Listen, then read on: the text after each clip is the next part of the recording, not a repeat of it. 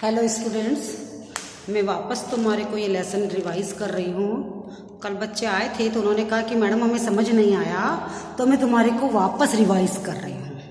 अब इसको रिवाइज करने के लिए तुम्हें सबसे पहले मैंने कंपनी का तुमने 11th में भी पढ़ रखा था और मैंने 11th की बुक से तुम्हारे को होमवर्क भी करने को दिया था कि संयुक्त पूंजी कंपनी किसे कहते हैं या कंपनी संगठन किसे कहते हैं, उसकी विशेषताएं क्या होती है, उनके लाभ क्या है, उनके दोष क्या है और कंपनी कितने प्रकारों की होती है। ये सब आपने पढ़ भी रखा है और नोटबुक में राइट डाउन भी कर रखा है।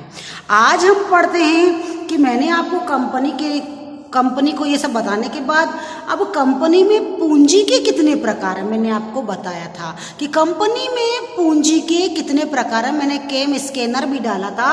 तो कंपनी की सबसे पहले पूंजी में सबसे पहले था ऑथराइज्ड कैपिटल या अधिकृत पूंजी।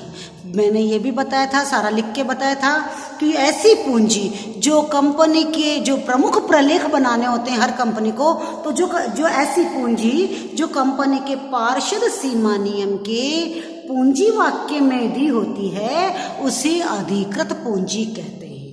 सार्वजनिक कंपनी इस पूंजी से अधिक 1 रुपया भी जनता से ज़्यादा प्राप्त नहीं कर सकती। इसमें समतांश की राशि भी होती है और पूर्वाधिकार अंश की राशि भी होती है, पृथक पृथक दिखाई जाती है। फिर मैंने एक एग्जाम्पल भी आपको दिया था जो आपको समझ में आ गया होगा। इसके बाद मैंने इशूड कैपिटल बताई थी जिसे कहते हैं निर्गमित पूंजी। अब इतनी सारी पूंजी हम एक साथ नहीं मंगा करके थोड़ी थोड़ी हमें आवश्यकता अनुसार मंगाएंगे, तो जो अधिकृत पूंजी का कुछ भाग जो हमें अभी अति आवश्यक है वो हम जनता को कहेंगे कि भाई आप इसमें पढ़ो, हमारा ये विवरण पढ़ो, प्रॉस्पेक्टस पढ़ो और आपको समझ में आता है तो आप हमारी कंपनी के अंदर पूंजी लगाने के लिए आवेदन एप्लीकेशन भरो और वो बैंक में पैसा जमा कराते हैं। तो अधिकृत पूंजी का वह भाग जो जनता से अंशों के रूप में पैसा प्राप्त करने के लिए जारी किया जाता है उसे निर्गमित पूंजी कहते हैं। ठीक, फिर है सब्सक्राइब कैपिटल, प्रार्थित पूंजी। अब हमने तो जनता को दे दिया, अब जनता ने कितने दी? जनता ज़्यादा भी दे सकती है और कम भी दे सकती है। जनता चाहे तो ज़्यादा पैसा लगा सकती है, अपने को दे सकती है, बैंक में जमा करा सकती है, और अब चाहे तो नहीं भी करा सकती, उसको समझ नहीं आएगा। तो ऐसी पूंजी जो कंपनी के सदस्यों द्वारा जमा कराई गई हो, बैंक में दी गई हो, अभिदान किया गया हो, अपने को कंपनी को दी गई हो, वो प्रार्थित पूंजी कहलाती है। इसका भी मैंने एग्जाम्पल दे के बताया था।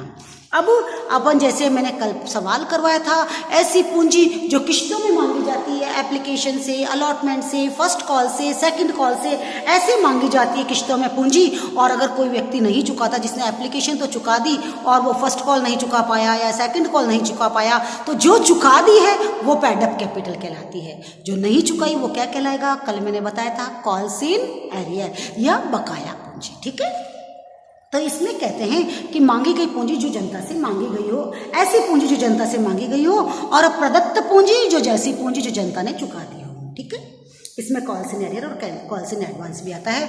और एक होती है रिजर्व कैपिटल या संचित पूंजी, जो हमें भविष्य में आवश्यक अधिकृत पूंजी का वह छोटा सा भाग जो हमें भविष्य में आवश्यकता पड़ने पर या कंपनी के समापन पर हम उसको मंगाएंगे, कंपनी के समापन तक रिजर्व करके रखते हैं, वो कहलाती है संचित पूंजी।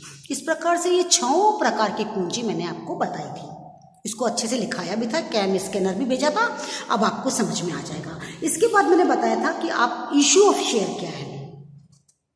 इश्यू ऑफ शेयर करने के लिए सबसे पहले आपको शेयर का प्रकार ही बताया था। शेयर 2 प्रकार के होते हैं, एक होते हैं इक्विटी शेयर, एक होते हैं प्रेफरेंस शेयर। एक होते हैं समता अंश, दूसरे होते हैं पूर्वाधिकार अंश। अब समता अंश क्या होते हैं और पूर्वाधिकार अंश क्या होते हैं, तो मैंने अंतर भी आपको लिखाया था कि समता अंश वे होते हैं जो कंपनी के स्वामी होते हैं और पूर्वाधिकार अंशधारी इतने कंपनी के स्वामी नहीं होते। समता अंशों का लाभ की दर, जो लाभांश की दर होती है वो ऊपर नीचे होती रहती है, लेकिन पूर्वाधिकार अंशों की लाभांश की दर निश्चित होती है। समता अंशधारियों को वोट देने का अधिकार होता है, पूर्वाधिकार अंशधारियों को वोट देने का अधिकार नहीं होता है। कंपनी के समापन पर समता अंशधारियों को पहले पैसा नहीं मिलता है, पहले पूर्वाधिकार अंशधारियों को मिलता है, बाद में इनको मिलता है। ऐसे लाभांश भी पहले पूर्वाधिकार अंशधारियों को मिलेगा, समता अंशधारियों को बाद में मिलेगा। ये मैंने अंतर भी बताए थे। लेकिन सबसे मेन इंपॉर्टेंट बात है कि ये कंपनी के स्वामी जितनी इन्होंने पैसा लगाया उतने तक वो ऑनर कहलाएंगे, स्वामी कहलाएंगे, और उनको वीटो पावर भी होगा, वोट देने का अधिकार भी होगा। ठीक बात है। अब अंश तो तुम्हारे समझ में आ गया। अब इस प्रकार से अंशों का निर्गमन हम कैसे करेंगे, ये अंशों के निर्गमन की प्रक्रिया भी मैंने आपको उसके अंदर डाली थी कि आपको कैसे अंशों का निर्गमन करना, मैंने कैम स्कैनर करके डाला था। फिर भी अंशों का निर्गमन दो तरह से होता है, एक तो अपने को रोकड़ प्राप्त करने के लिए जो बैंक में पैसा आ जाएगा, दूसरा अगर हम कोई प्रॉपर्टी खरीद रहे हैं, कोई फिक्स्ड कैपिटल ले रहे हैं, जैसे बिल्डिंग ले रहे हैं, कोई मशीन ले रहे हैं करोड़ों लाखों रुपए की है, उसके तो उस जो अपने को देने वाला है ना बिल्डिंग, मशीन या कंप्यूटर को भी, तो उसको हम बदले में क्या दे देंगे, शेयर दे देंगे। तो अंशों का निर्गमन दो तरह से होता है, एक रोकड़ के लिए और दूसरा रोकड़ के अतिरिक्त अन्य प्रतिफल के लिए, जिसमें कोई भी चीज अपन खरीदते हैं उसके लिए। ठीक है। अब रोकड़ के लिए अंशों का निर्गमन भी दो तरह से होता है, एक तो एक मुश्त और दूसरा किस्तों में, संपूर्ण राशि किस्तों में। एक मुश्त जिसमें सारी राशि एप्लीकेशन पर ही आ जाती है और उसी को अलॉटमेंट कर देते हैं, एक मुश्त हो जाता है। ये भी मैंने आपको अच्छे से बताया है और इसकी भी एंट्री करवाई है, दो एंट्री। तो एक मुश्त राशि का निर्गमन भी सममूल्य पर भी हो सकता है और प्रीमियम पर भी हो सकता है। आई बात समझ में। और मैंने इसकी एंट्री कराई है, आपको अच्छे से आनी चाहिए। इसकी एंट्री मैंने करवाई है, मैंने कैम स्कैनर भी खींच के भेजा है, आप इसको देखिएगा।